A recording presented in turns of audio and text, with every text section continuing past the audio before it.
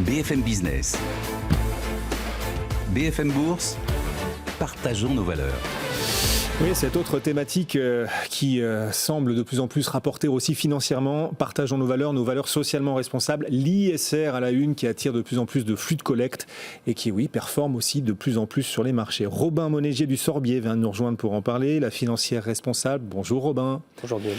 L'ISR qui a déjà cartonné, on le disait ces dernières années, particulièrement en 2020 et ça continue, l'ISR, la thématique continue de surperformer depuis le début de l'année. Les thématiques immune aux rotations sur les marchés, ça n'existe pas. Qu'est-ce que vous anticipez pour cette thématique ISR cette année ? Est-ce que vous voyez des points qui, malgré tout, pourraient en freiner ou en nuancer les performances à venir, le potentiel ?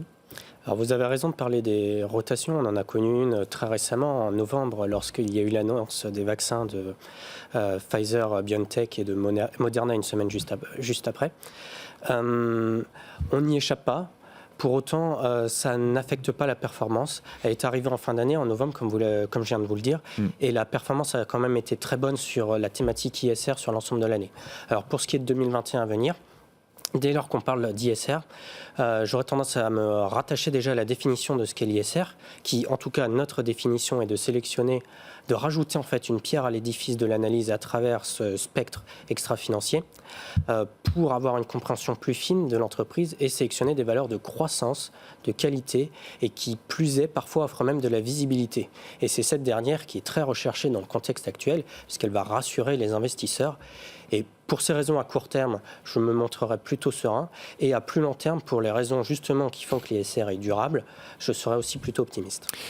Alors on va essayer d'illustrer les choses. Vous allez essayer de nous expliquer votre optimisme à travers des cas d'investissement, des sociétés dans lesquelles vous choisissez d'exposer vos portefeuilles socialement responsables. C'est intéressant pour ceux qui nous écoutent, qui nous regardent et qui cherchent aussi peut-être des idées de valeur, Robin.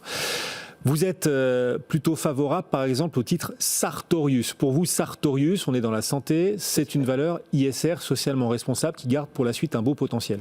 Exactement, elle illustre parfaitement ce que je vous ai dit jusque-là.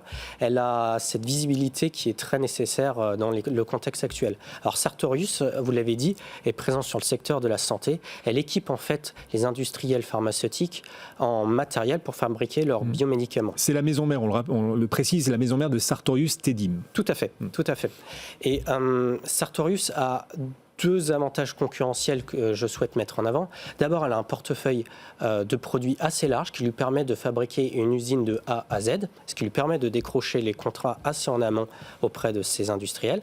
Et en numéro 2, elle a développé des produits, des équipements qui utilisent des consommables à usage unique, qui ont l'avantage de verrouiller un petit peu le client, si je puis dire, et d'offrir cette récurrence du chiffre d'affaires et cette visibilité qu'on évoquait jusque-là. Rendre le client captif.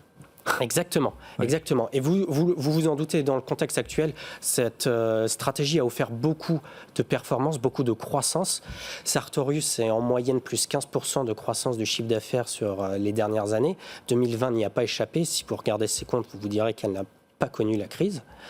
Et pour revenir maintenant sur l'extra-financier, oui. Une entreprise qui croît aussi vite doit faire attention à l'humain, bien sûr, et à s'assurer qu'il n'y ait pas une rotation trop forte de son personnel qui risquerait de la voir se concentrer trop sur les formations plutôt que son développement. Donc, si on parle de rotation, savoir retenir les talents cruciaux quelque part. Exactement. Et là-dessus, sur cette thématique de management, de gouvernance, parvenir à soigner aussi ses salariés, ils ont une bonne note. C'est une entreprise plutôt vertueuse sur ce point-là. Exactement, elle se débrouille très bien puisque si nous regardons le taux de rotation du personnel, il se situe autour des 10%, alors que dans notre base de données interne, nous savons que la moyenne des entreprises est plutôt autour des 17%. Donc nous avons là-dessus un mieux. Et un deuxième indicateur pour le vérifier, c'est l'ancienneté des salariés.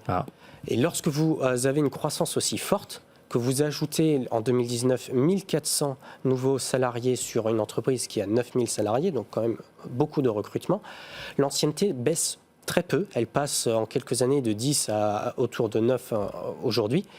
De 10 ans d'ancienneté, on est passé à 9 ans. Oui. Voilà, et qui est un signe finalement que le noyau dur, les plus anciens salariés, restent et ne partent pas dans l'entreprise. Et ça, c'est extrêmement important au vu de ce qu'on vient de se dire. Donc sur les enjeux sociaux, une entreprise plutôt mieux disante et vertueuse. Sur les enjeux environnementaux, ils sont dans le coup également ? Alors oui, sur les enjeux environnementaux, là encore, on va regarder au regard de la croissance très forte qu'ils ont. Ils ont augmenté leur capacité de production, ils se sont étendus. Et il y a le risque que ce soit fait avec une croissance forte des émissions de CO2, des consommations d'énergie ou d'eau, ou même des déchets. Et donc on va regarder ces indicateurs-là au regard du chiffre d'affaires. D'abord, dans l'absolu, ils évoluent très modérément, ce qui est plutôt bon signe.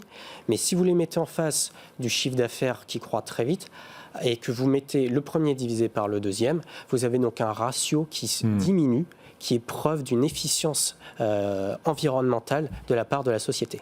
Ce titre Sartorius qui gagne depuis le début de l'année, là, depuis un mois, 20% sur un an, 100%, et je regardais sur 10 ans pour voir si c'était de la performance de long terme, sur 10 ans, le titre a gagné 1300%. Sartorius AG, la maison mère de Sartorius Tedim.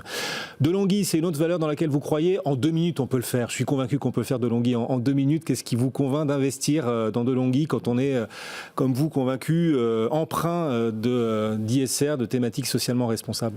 Delonghi, c'est un industriel italien qui possède la marque Delonghi, les machines à café, marque Kenwood, qui est aussi les robots pâtissiers, et notamment la marque Braun ou Harriet.